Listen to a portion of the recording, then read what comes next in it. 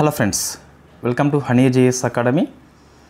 7th March daily current affairs with GS points. So మనకి board అందుబాటులో లేదు, అయినా క్లాసెస్ మనం కంటిన్యూ చేస్తున్నాం. కరెంట్ అఫైర్స్ క్లాస్ ఇక మీదట ఎప్పుడూ పెండింగ్ ఉండదు, ఏమన్నా ఉంటే 1 డే మాత్రం ఉంటుంది. సో 8th March మళ్ళీ బోర్డు మీద డిస్కస్ చేద్దాం. ముందుగా 6th March ఏం నేర్చుకుందాం ఇది చూద్దాం. సో శరత్ కమల్ రిటైర్ అయిపోయాడు. సో టేబుల్ టెన్నిస్ అని చెప్పేసి అతని యొక్క ఆట 2024 ప్యారిస్ ఒలింపిక్స్ లోపల ఈ ప్రారంభ కార్యక్రమం లోపల భారతదేశం యొక్క పతాకధారిగా శరత్ కమల్ ఉంటాడు. Astra MK3 very famous. So దీని యొక్క పేరు మనం మార్చుకున్నాం, అఫీషియల్గా గాండివం అని చెప్పేసి పిలుస్తాం. ఇది ఈ అర్జునుడి యొక్క ధనస్సు పేరు గాండివం అండి. ఇది ఎయిర్ టు ఎయిర్ ప్రయోగించే మిసైల్, బియాండ్ విజువల్ రేంజ్ కలిగి ఉంటుంది, శత్రు దేశాల క్షిపణులకి దొరకదు. నెక్స్ట్ ఈ తేజస్ లోపల లైట్ కంబాట్ ఎయిర్ క్రాఫ్ట్గా ఇది ఒక అచీవ్మెంట్ మనం సాధించినాం. On board oxygen generation system అని చెప్పేసి పిలుస్తాం. అంటే జనరల్లీ ఈ ఎత్తైన ప్రాంతాలకి పోయినప్పుడు O2 లెవెల్స్ తగ్గిపోతాయి. సో పైలట్స్ ఆక్సిజన్ సిలిండర్ మోసుకెళ్తారు, అటువంటి అవసరం లేకుండా అదే ఎయిర్ క్రాఫ్ట్ లోపల ఆక్సిజన్ ఉత్పత్తి అవుతుంది, కాబట్టి ఇది ఇంపార్టెంట్. నెక్స్ట్ ఎకనమీ అండి. ఓపెన్ మార్కెట్ ఆపరేషన్స్ వార్తల్లో ఉంది. సో RBI కండక్ట్ చేస్తుంది, దీన్ని మనం GSAPగా పిలుస్తాం. అంటే G-Secs యాక్విజిషన్ ప్రోగ్రామ్ అని చెప్పేసి, అంటే సెక్యూరిటీని గవర్నమెంట్ సెక్యూరిటీని కొనుగోలు చేస్తుంది. ఎందుకోసం అంటే లిక్విడిటీ పెంచుతుందండి. ఇప్పుడు ఇది RBI, ఇవి బ్యాంక్స్ కదా. సో G-Secలను కొనుగోలు చేస్తుంది, ఈ బ్యాంకులకు డబ్బులు ఇస్తుంది. సో బ్యాంకుల దగ్గర నగదు లభ్యత పెంచుతుంది. ఎందుకోసం అంటే వృద్ధి తోడ్పాటు కోసం అని చెప్పేసి. బ్యాంకుల దగ్గర నగదు లభ్యత పెరిగితే వాళ్ళు లోన్స్ ఇస్తారు. సో లోన్స్ ఇస్తే ఇన్వెస్ట్మెంట్ చేస్తాం, ఎంప్లాయ్మెంట్ కల్పిస్తాం, వస్తు సేవలు ఉత్పత్తి చేస్తాం, కాబట్టి GDP పెరిగి దేశం అయితే డెవలప్మెంట్లో ఉంటుంది. సో నెక్స్ట్ వివిధతగా అమృత్ మహోత్సవం అని చెప్పేసి రాష్ట్రపతి భవన్ లోపల రాష్ట్రపతి స్టార్ట్ చేసిండ్రు. ఇది సౌత్ ఇండియా లోపల ఉన్న కల్చర్ని ఎగ్జిబిట్ చేస్తుంది. పశు ఔషధి అని చెప్పేసి మనకి జన్ ఔషధి దివాస్ అని చెప్పేసి March 7th పిలుస్తాం. సో జనరిక్ మెడిసిన్ మీద అవేర్నెస్ కల్పిస్తాం. పశు ఔషధి మీన్స్ పశువుల యొక్క జనరిక్ మెడిసిన్ మీద మనము అవేర్నెస్ కల్పిస్తాం. Anju Rathi Rana, so first female law secretary అని చెప్పేసి వార్తల్లో ఉంది. సో ఒక MCకి మనం అడిగినాం కదా, OMO లక్ష్యం ఏంటి? ఇది 2 లక్ష్యాలు కలిగి ఉంటుందండి. ఒకటేమో వృద్ధి తోడ్పాటు, సో ఇప్పుడు చేసేది అదే వృద్ధి తోడ్పాటు. ఇది ఎకనామీ లోపల మీకు బ్యాంకింగ్ పాఠం లోపల వస్తుందండి. సో ఇలా అంటే సో G-Secs ఏవైతే ఉన్నాయో గవర్నమెంట్ సెక్యూరిటీ అని చెప్పేసి పిలుస్తాం కదా, అప్పుడు కొనుగోలు చేస్తుంది. సో కొనుగోలు చేస్తే G-Secలనేమో RBIకి వస్తాయి, ఆర్థిక వ్యవస్థలకేమో నగదు పోతుంది. సో నగదు పోతుంది అంటే నగదుని ఆర్థిక వ్యవస్థలోకి చొప్పించింది. దీని ద్వారా ఏమవుతుందంటే పెట్టుబడులు పెరిగిపోతాయి. సో ఎంప్లాయ్మెంట్ కల్పిస్తాము, దాని ద్వారా ఉపాధి పెరిగి సో ఇన్ఫ్యాక్ట్ ఏమవుతుంది, GDP పెరిగిపోతుంది. కొన్నిసార్లు ఏమవుతుందంటే సో G-Secని అమ్ముతుంది. అంటే ఆర్థిక వ్యవస్థలో ఏదైతే ఉందో ఆ నగదుని పీల్చుకుంటుంది. సో పీల్చుకుంటుంది, G-Secలని అమ్ముతుంది, కాబట్టి నగదు RBIకి వస్తుంది బ్యాంకుల నుంచి. ఇది ఎప్పుడు చేస్తుందంటే హై ఇన్ఫ్లేషన్ ఉన్నప్పుడు, అధిక ద్రవ్యోల్బణం ఉన్నప్పుడు, ధరల నియంత్రణ కోసం అని చెప్పేసి చేస్తుంది. ఎలా చేస్తుంది? సో G-Secని ఇంతకుముందు అమ్మింది కదా, ఇప్పుడు కొంటుంది. సో G-Secలను కొంటుంది. సో G-Secలు మనం వేస్తుంది ఇక్కడ ఇన్ఫ్యాక్ట్ బ్యాంకుల దగ్గర నుంచి G-Secలని, సో ఇక్కడ G-Secలు అటుపోతుంది, అమ్ముతుంది. సో అమ్ముతుంది. ఇంతకుముందు ఏమో కొన్నది కదా పైన, ఇక్కడనేమో అమ్ముతుంది. సో అమ్మినప్పుడు ఏమవుతుంది, డబ్బులు బ్యాంకుల నుంచి RBIకి వస్తాయి. బ్యాంకుల దగ్గర లోన్స్ ఇచ్చేందుకు ఏమీ ఉండదు. సో అప్పుడు ఏమవుతుంది, లోన్స్ ఇవ్వకుంటే ఇన్వెస్ట్మెంట్ చేయం, ఇన్వెస్ట్మెంట్ చేయకుంటే ఉపాధి కల్పించం, ఉపాధి కల్పించకుంటే ఎంప్లాయ్మెంట్ లేదు, ఎంప్లాయ్మెంట్ లేకుంటే సాలరీ లేదు, సాలరీ లేకుంటే వస్తువులు కొనుగోలు చేయము, కొనుగోలు చేయకుంటే సప్లై ఉన్నప్పటికీ డిమాండ్ లేదు, డిమాండ్ లేకుంటే ధర దిగి వస్తుంది, ధరల స్థిరత్వం అని చెప్పేసి పిలుస్తాం. సో 2 రకాలు ఉంటుంది. ఇది అమ్మడం కొనడం అనేది ఇన్ఫ్యాక్ట్ బై హార్ట్ చేయొద్దు, ఒకటే గుర్తుపెట్టుకోవాలి. RBIకి డబ్బులు వచ్చి G-Secలు బ్యాంకులకు పోతే బ్యాంకుల దగ్గర డబ్బులు ఉండవు, లోన్స్ ఇవ్వవు, ధరలు దిగి వస్తాయి. అదే ఆర్బీఐకి ఏమో జీసెక్లు పోయి ఇన్ఫ్యాక్ట్ డబ్బులు బ్యాంకులకు పోతాయి. అప్పుడు డబ్బు ఉంటుంది, లోన్ ఉంటుంది, వృద్ధి వస్తుంది. ఇది కీ కాన్సెప్ట్. అమ్ముతుందా కొంటుందా అని చెప్పేసి depend on the situation. Next అండి, ఇంకేమున్నాయి అంతే. ఇది మీకు ఆన్సర్ ఏంటి ఇప్పుడు ఏ అండ్ బి అని చెప్పేస్తున్నది. సో మనం రాను ఈ డిజిటల్ బోర్డు వచ్చినాక ఎంసీక్యూ పెంచుదామండి. ఒక 5 నుంచి 10 క్వశ్చన్స్ తయారు చేద్దాం డైలీ. రైట్, ఫస్ట్ మనకి మార్చి 7th చూస్తే సో జన్ ఔషధి దివాస్ అని చెప్పేసి పిలుస్తాం. ఎవ్రీ ఇయర్లో మార్చి 1 to 7th మనము ఈ జన్ ఔషధి వీక్గా జరుపుకుంటాం. Ministry of chemicals and fertilisers వాళ్ళు జరుపుతారు. ఎందుకోసం అంటే ఇది జనరిక్ మెడిసిన్ ఏదైతే ఉందో ఈ జనరిక్ మెడిసిన్ అనేది సో అవేర్నెస్ కల్పించాలని చెప్పేసి ఈ తీసుకున్నాం మనం. సో 1 to 7th కదా, ఈ ఎండింగ్ డే రోజు జన్ ఔషధి దివస్ అని చెప్పేసి ప్రోగ్రామ్ కండక్ట్ చేసుకుంటాం. సో ఇది జన్ ఔషధి పరియోజన, వెరీ ఫేమస్ జన్ ఔషధి కేంద్రాల ఏర్పాటు కోసం అని చెప్పేసి వచ్చింది ఇది. సో ప్రజలకి మంచి క్వాలిటీ మందులు తక్కువ ప్రైస్లోనే కల్పిస్తుంది జనరిక్ మెడిసిన్స్. సో మీకు ఫార్ములా సేమ్ ఉంటుంది, ఇక్కడ బ్రాండ్ నేమ్ మాత్రం ఉండదు అంతే. సో జన్ ఔషధి అని చెప్పేసి మార్చి 7th గుర్తుపెట్టుకోవాలి. నెక్స్ట్ పాలిటీ ఆర్టికల్ వార్తల్లో ఉన్నదండి, డి ఓటర్ అని చెప్పేసి పిలుస్తాం. Very very famous. ఏంటిది డి ఓటర్ అని చెప్పేసి ఎందుకు వార్తల్లో వచ్చిందంటే అస్సాంలో అసెంబ్లీలో ప్రతిపక్ష సభ్యులు డి ఓటర్ తొందరగా క్లియర్ చేయమని చెప్పేసి నిరసన వ్యక్తం చేశారు. అందుకే వార్తల్లో వచ్చింది. మనం డిస్కస్ చేసి ఉన్నాం ఇంతకుముందు ఐ థింక్. డౌట్ఫుల్ ఓటర్ అని చెప్పేసి పిలుస్తాం. ఏంటి డౌట్ఫుల్ ఓటర్ అంటే ఇది కేవలం అస్సాంలో మాత్రమే ఎన్నికల సంఘం మెయింటైన్ చేస్తుంది. సో 1997లో ఈ కాన్సెప్ట్ తీసుకొచ్చింది. ఎవరు డౌట్ఫుల్ ఓటర్ అని చెప్పేసి పిలిస్తే డౌట్ఫుల్ ఉంది దేని పట్ల, భారతీయ పౌరసత్వం పట్ల సో ప్రశ్నార్థకం ఉన్న వ్యక్తుల్ని ఇది సూచిస్తుంది. ఇది గుర్తుపెట్టుకోవాలి. ఇది ఓన్లీ అస్సాంలో మాత్రమే మనం ఇంప్లిమెంట్ చేస్తున్నాం డి ఓటర్ అనే కాన్సెప్ట్ అనేది. 1997లో తీసుకొచ్చింది. ఇయర్ రాయలేదు, బట్ మనకు తెలుసు, మనం డిస్కస్ చేసుకున్నాం ఆల్రెడీ. సో వీళ్ళ యొక్క పౌరసత్వం అనేది సర్టిఫై చేసేంత వరకు కూడా ఓటు హక్కు కూడా ఉండదు. సో ఒకే కుటుంబం లోపల సో అస్సాంలో ఉన్నారు, 1 ఫ్యామిలీ లోపల 5 మెంబర్స్ ఉంటే 3 డి ఓటర్స్గా ఉంటే ఉండవచ్చు. వాళ్ళ యొక్క పౌరసత్వం అనేది డౌట్ఫుల్గా ఉంటే ఫారెన్ ట్రిబ్యునల్ అనేది డిక్లేర్ చేస్తుంది డి ఓటర్గా. సో ఫారెన్ ట్రిబ్యునల్ అనేది సర్టిఫై చేసేంత వరకు కూడా వాళ్ళు డి ఓటర్గానే ఉండిపోతారు. ఒకటే ఫ్యామిలీ లోపల డి ఓటర్స్ ఉండొచ్చు, మామూలు ఓటర్స్ ఉండొచ్చు, వెరీ కామన్ అది. నెక్స్ట్ కేవలం అస్సాంలో మాత్రమే ఉంటారని చెప్పేసి గుర్తుపెట్టుకోండి. స్పేస్ అండి. సో ఇది వెరీ వెరీ ఫేమస్. ఇన్ఫ్యాక్ట్ మనకి బోర్డు దీనికి కావాల్సిందే, బట్ మనం మ్యాక్సిమం ట్రై చేద్దాం. ఇప్పుడు ఏంటిది, సెమీ క్రయోజెనిక్ ఇంజన్ యొక్క PHTA టెస్టు విజయవంతమైందట. So PHTA test power head test article అని చెప్పేసి పిలుస్తాం. ఇక్కడ ఎక్స్ప్లెయిన్ చేద్దాం. సో ఏంటి PH టెస్ట్ అంటే, so power head test article. ఇది ఏం లేదండి, సింపుల్గా PHTA అంటే ఏం లేదు, సెమీ క్రయోజెనిక్ ఇంధనం ఏదైతే ఉందో సో అది పనిచేస్తున్నట్టుగా టెస్ట్ చేసుకోవడం మనం, అదే PHTA అని చెప్పేసి పిలుస్తాం. సో దీని మీద ఫోకస్ చేయకండి.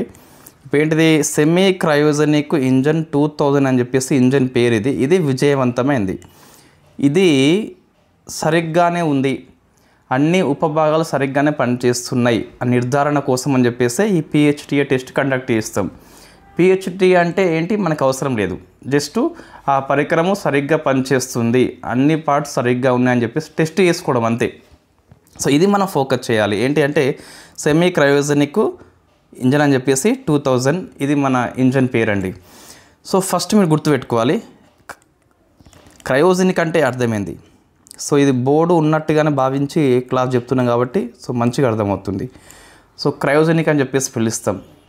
ఏది, అతి శీతల, క్రయో మీన్స్ అతి శీతల, సో లో టెంపరేచర్ దగ్గర ఇంధనాన్ని మండించే దాన్ని మనం క్రయోజెనిక్ అని చెప్పేసి పిలుస్తాం.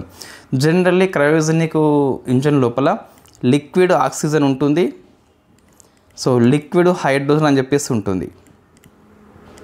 ఇదేమో ఇంధనము, ఇదేమో ఇంధనాన్ని మండిస్తుంది. సో ఆక్సిజన్ లేకుండా అయితే మనకి ఇంధనం మండదు కాబట్టి ఇది తప్పనిసరి. ఇప్పుడేం ఇస్తామంటే సెమీ క్రయోజనిక్ లోపల సో గుర్తుపెట్టుకోవాలి. సో సెమీ క్రయోజనిక్ లోపల ఏం చేస్తామని చెప్పి చూస్తే జాగ్రత్తగా వినండి. సో ఇక్కడ మీకు లిక్విడ్ ఆక్సిజన్ తప్పనిసరి. ఎందుకోసం అంటే ఇంధనం మండాలి కాబట్టి O2 వాయువు తప్పనిసరి. ఇక్కడ హైడ్రోజన్ ప్లేస్లో మనము శుద్ధి చేయబడ్డ ప్యూరిఫై చేయబడ్డ కిరోసిన్ను ఉపయోగిస్తాం. సో కిరోసిన్ ఉపయోగిస్తాం, గుర్తుపెట్టుకోవాలి. అయితే ఈ కిరోసిన్కి మనము గ్రేడింగ్ ఇస్తాం, అంటే అంతరిక్ష ప్రయోగాల్లో ఉపయోగించేలా గ్రేడింగ్ ఇస్తాం. గ్రేడింగ్ మీన్స్ మనము ర్యాంకింగ్ ఇస్తాం, మంచిగా ఉందని చెప్పేసి సర్టిఫై చేస్తాం. ఇస్రో ఉపయోగించే కిరోసిన్ మనము ఇస్రోసీన్గా పిలుస్తాం. సో ఇస్రోసీన్గా పిలుస్తాం, ఇది గుర్తుపెట్టుకోవాలి. ఇస్రోసీన్ అని చెప్పేసి గుర్తుపెట్టుకోవాలి కంపల్సరీ. ఇప్పుడు ఏంటి అంటే సెమీ క్రయోజనిక్ ఇంజన్ లోపల లిక్విడ్ ఆక్సిజన్ ఉంటుంది, లిక్విడ్ హైడ్రోజన్కి బదులుగా ఇస్రోసిన్ ఉంటుంది. వాట్ ఈస్ ద ఇస్రోసిన్ అంటే అది కిరోసిన్ కానీ దాని మనం పేరు పెట్టుకున్నాం. సో కొన్ని మనం కుక్కలకు పెంచుకుంటాం కదా, పప్పి అంటాం, అది ఎంతైనా కుక్కనే. సో ఇన్ఫ్యాక్ట్ ఇక్కడ కిరోసిన్ అది, దానికి ఇస్రో పెట్టిన పేరే ఇస్రోసిన్ అని చెప్పేసి పిలుస్తాం అంతే. రైట్. మరి ఉపయోగం ఏంటి సెమీ క్రయోజనిక్ అంటే? ఇదేమో లో టెంపరేచర్ లోపల నిల్వ చేయాలి, కొంచెం ఖర్చుతో కూడుకున్నది. దీనికి మామూలుగా రూమ్ టెంపరేచర్ వద్ద మనం దీన్ని నిల్వ చేయవచ్చు కాబట్టి సో ఇది ఈజీగా, అంత ఖర్చు అయితే అవసరం లేదు. సో ఇది మీకు గుర్తుపెట్టుకోవాల్సిన అంశం అండి. సో మరి ఈ సెమీ క్రయోజనిక్ని మనము ఎక్కడ ఉపయోగిస్తున్నామంటే నెక్స్ట్ జనరేషన్ లాంచ్ వెహికల్ లోపల ఉపయోగిస్తున్నాం. సో ఇది ప్రజెంట్ చూస్తే భారతదేశం లోపల GSLV MK3 అని చెప్పేసి ఉన్నది, MK3 అని చెప్పేసి. దీన్ని మనం కొన్నిసార్లు LVM3 అని చెప్పేసి పిలుస్తున్నాం. సో ఇదే బాహుబలి రాకెట్ అండి. సో భారతదేశం లోపల శక్తివంతమైన రాకెట్ పిలుస్తాం. సో దీని ప్లేస్లో ఈ NGLV వస్తుంది, నెక్స్ట్ జనరేషన్ లాంచ్ వెహికల్ అని చెప్పేసి తయారు చేయబోతున్నాం మనం. దీంట్లో ఈ సెమీ క్రయోజనిక్ ఇంజన్ ఉపయోగిస్తాం. SCE 2000 it is engine name అని చెప్పేస్తుంది. సో మీకు ఇక్కడ మొత్తం అది కనిపించిందండి. వాసం మనకి ఇది ఉంటే ఎక్స్ప్లెయిన్ చేయలేకపోతాం మనం. సో కనిపించకుంటేనే మంచిగా ఎక్స్ప్లెయిన్ చేస్తాం. అందుకే ఎప్పుడైనా సరే కొన్నిట్లలో ట్రెడిషనల్ మెథడ్ చాలా ఎక్సలెంట్గా ఉంటుంది. సో మళ్ళీ డిజిటల్ బోర్డ్స్ అని నాశనం అయిపోయి so black board chalk piece ఏదైతే ఉందో అదైతేనే సో ఫ్యాకల్టీ ఎక్కువ ప్రిపేర్ అవుతారు. దేంట్లో ఏముందండి, PPT తయారు చేసుకుంటే చూసి చదివితే అయిపోయేది. రైట్. ఇప్పుడు ఏంటి అంటే ఆప్టికల్ స్పేస్ కంపోనెంట్, ఇది CSO అని చెప్పేసి ఉంది కదా. సో CSO అని చెప్పేసి పిలుస్తాం. ఇది ఫ్రెంచ్ యొక్క నిఘా ఉపగ్రహం అని చెప్పేసి ఉంటుంది, స్పై శాటిలైట్ ఇది. మరి ఫ్రెంచ్ వాళ్ళది అవసరం అంటే అవసరమే. ఇది యూరోప్ లోపల మొట్టమొదటి వాణిజ్య ప్రయోగం కాబట్టి అవసరం. సో ఫస్ట్ న్యూస్ కాబట్టి కొన్నిసార్లు ప్రశ్న వస్తుందండి, గుర్తుపెట్టుకోవాలి. సో మనకి జనరల్గా యూరోపియన్ స్పేస్ ఏజెన్సీ కాబట్టి సో ఫ్రెంచ్ గయానా నుంచి పంపింది రాకెట్ ఏరియన్ 6 అండి. ఇంతకుముందు ఏరియన్ 5 ఉండే. సో మనం కూడా ఈ 4000 కిలోల కంటే ఎక్కువ బరువు ఉన్న ఉపగ్రహాలని మనకు పంపే సాంకేతికత లేదు. ఏరియన్ 5 ఉపయోగించుకుంటాం మనం, ఏరియన్ 5 ఉపయోగించుకుంటాం. అయితే ఏరియన్ 5 ఇటీవల డిస్మాంటిల్ చేసింది. సో దాని ప్లేస్లో ఏరియన్ 6 అని చెప్పేసి తీసుకొచ్చారు. ప్రజెంట్ యూరోపియన్ స్పేస్ ఏజెన్సీ యొక్క అతి పెద్ద రాకెట్ ఏరియన్ 6 అని చెప్పేసి పిలుస్తాం. సో ఇది ఇక్కడ ఉంది మీకు, హెవీ లిఫ్ట్ అని చెప్పేసి ఉంది. ఒకసారి ఇది మీరు ఆన్సర్ చేయండి. మనము ఏరియన్ 5 ఉపయోగించుకుంటాము. ఒక ఉపగ్రహం యొక్క బరువు 4000 కిలోల కంటే ఎక్కువ ఉంది. ఏరియన్ 5 అందుబాటులో లేదు కాబట్టి మనము సో ఫాల్కన్ 9 ఉపయోగించుకున్నాం. సో ఆ ఉపగ్రహం పేరేంటి? ISRO very first time Falcon 9 ఉపయోగించుకున్నది సో ఏ ఉపగ్రహం కోసం అని చెప్పేసి అది మీరు ఆన్సర్ చేసే ప్రయత్నం చేయండి. సో మరి సంస్థ ఏంటి అంటే ఏరియన్ స్పేస్ SCA అని చెప్పేసి ఉన్నది. సో ఇది ప్రైవేట్ సంస్థ కాబట్టి సో మొట్టమొదటి వాణిజ్య ఉపగ్రహం అని చెప్పేసి యూరోప్లో మనకి పేపర్లు ఇవ్వడం జరిగింది.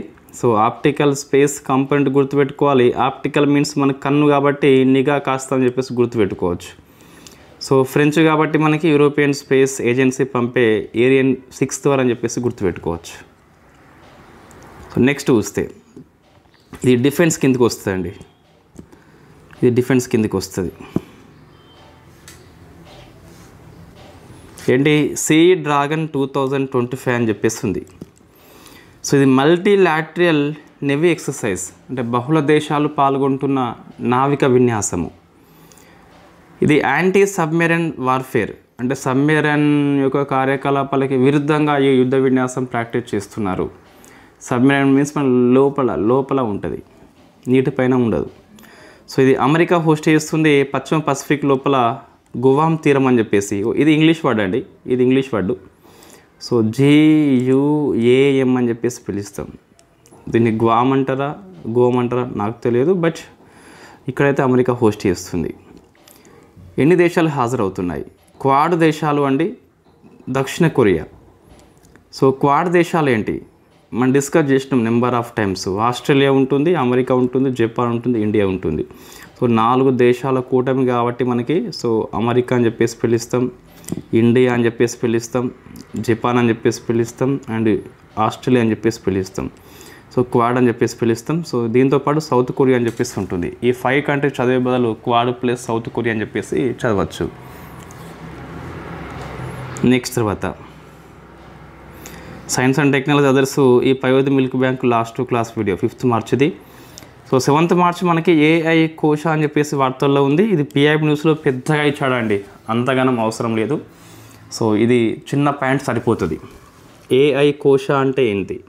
సో కోశ మీన్స్ మనకి నిధి అని చెప్పేసి అర్థం వస్తుంది కదా. Ministry of electronics and IT వాళ్ళు దీన్ని స్టార్ట్ చేసిండ్రు. AI మోడల్స్ కోసం అని చెప్పేసి ఒక రిపోజిటర్ అంటే ఏమొస్తుంది అంటే, సో డిపాజిట్ మీన్స్ అర్థమైందండి, మన డబ్బును సో సేవింగ్ చేసుకుంటాం కదా, అంటే పొదుపు వేసుకుంటాం కదా. రిపాజిటరీ మీన్స్ డబ్బు కాకుండా మనకి వీటిని పొదుపు చేస్తుంది, వీటిని AI టెక్నాలజీని పొదుపు చేస్తుంది. సో అదే మనకు AI కోష్గా పిలుస్తాం.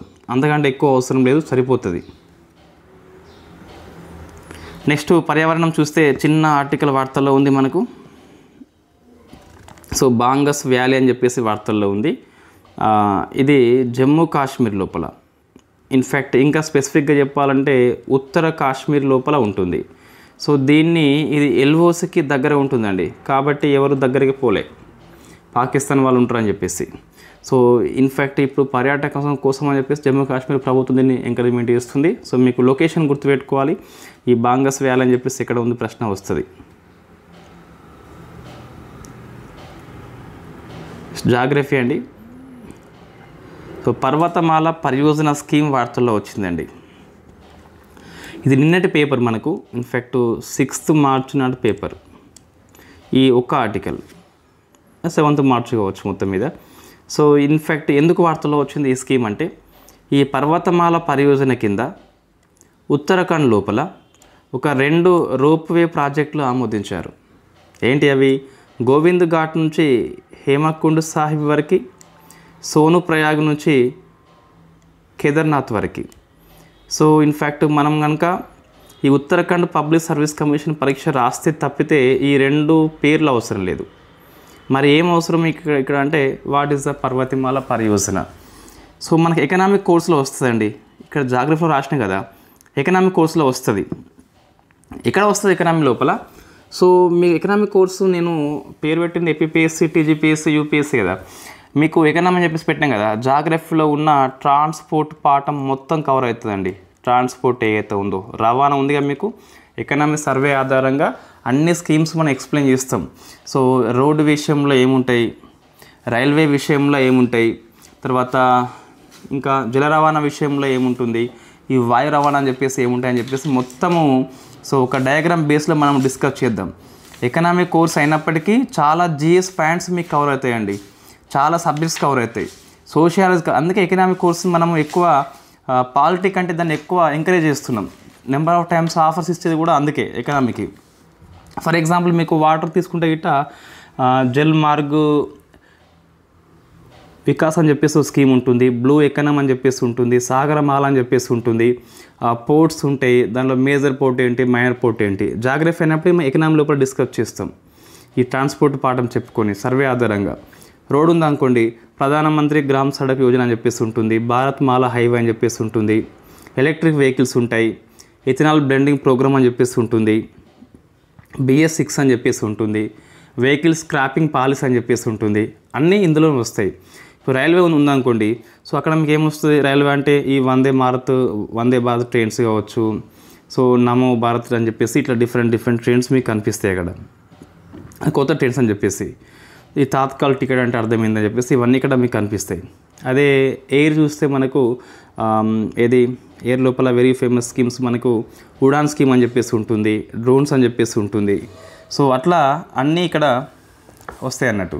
ఈ హరిత నౌక అంటే ఏంటి, ఇవన్నీ ట్రాన్స్పోర్ట్ కిందకే వస్తాయి.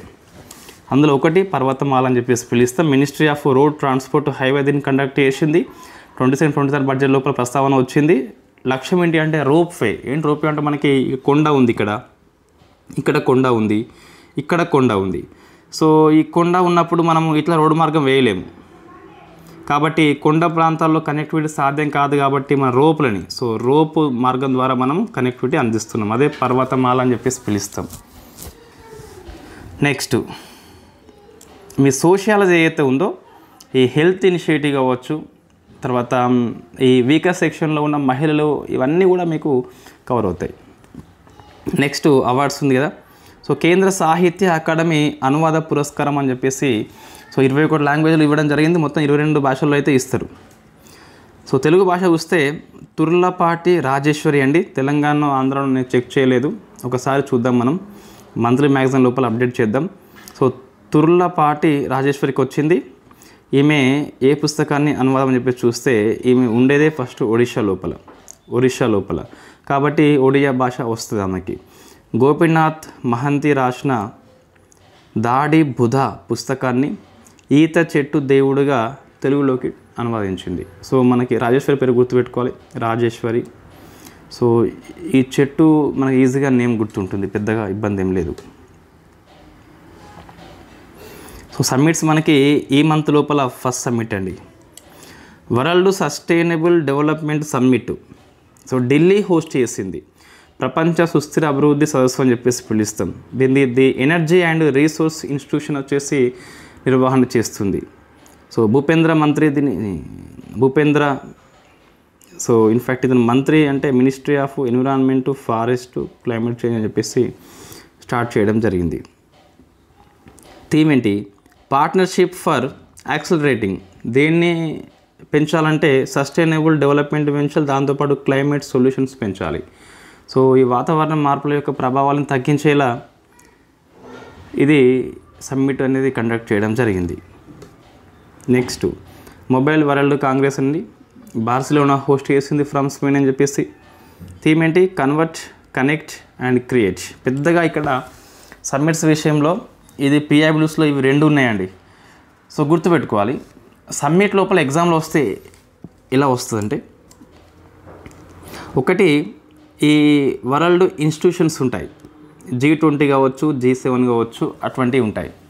అటువంటివి ఉన్నప్పుడు సో హోస్ట్ ఎవరు, అధ్యక్షత ఎవరు, అవుట్కమ్స్ ఏంటి, తీర్మానం ఏమైనా చేసినలా అట్లా వస్తుంది.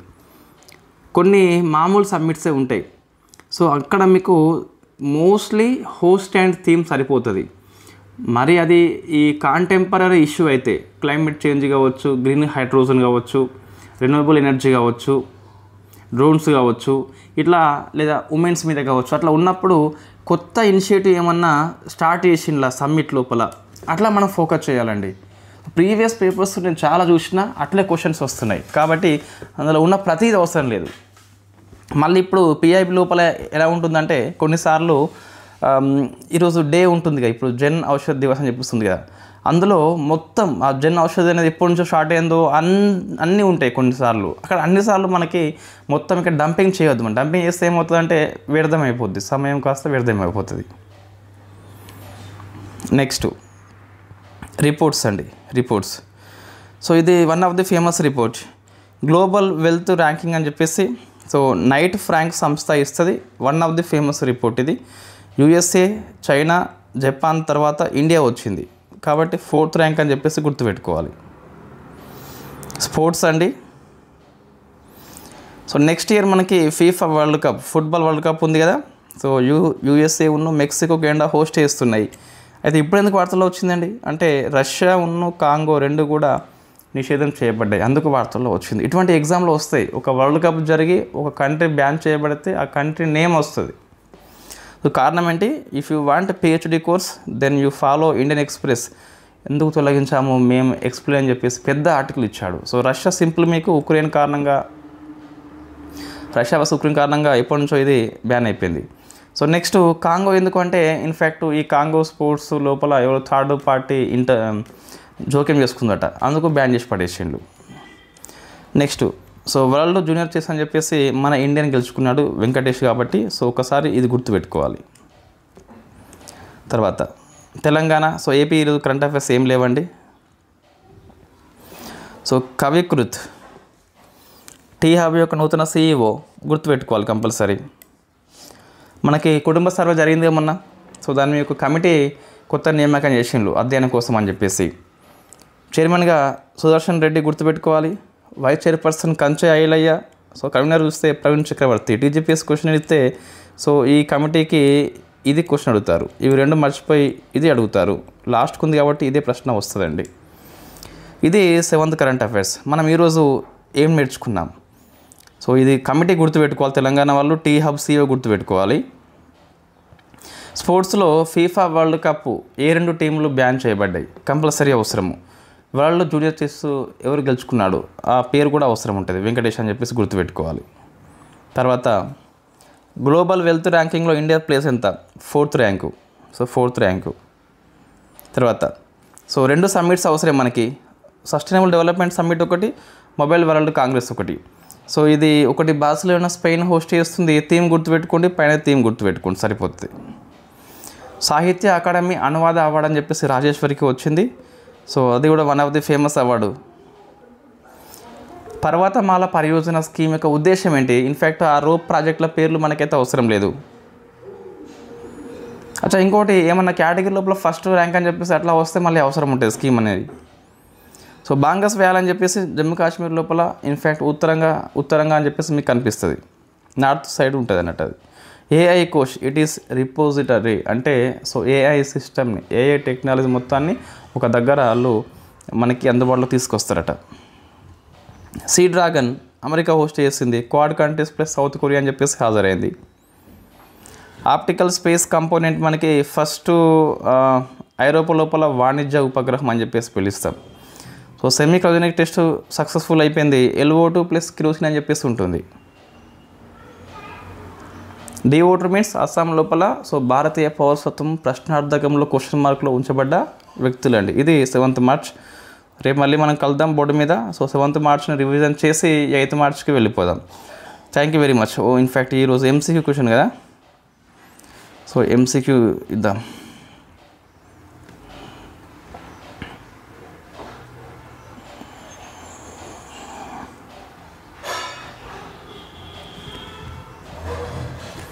సో ఈరోజు MCQ చూస్తే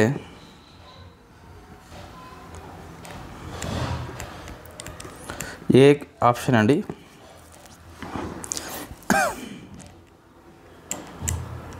సో క్రయోజెనిక్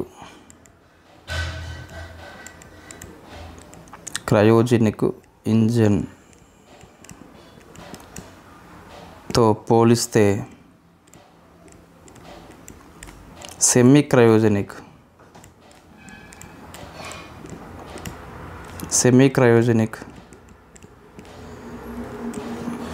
ఖర్చు తక్కువ.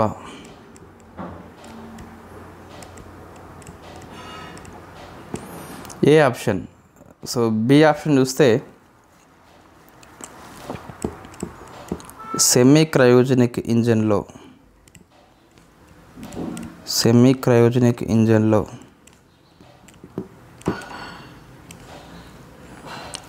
హైడ్రోజన్ బదులుగా కెరోసిన్ ఉపయోగిస్తారు. బి ఆప్షన్ అండి. సో ఆన్సర్ ఏ ఓన్లీ, ఫస్ట్ది, సెకండ్ది బి ఓన్లీ, మూడోది బోత్, నాలుగోది నన్. ఇది మీరు చేయండి answers. Thank you very much.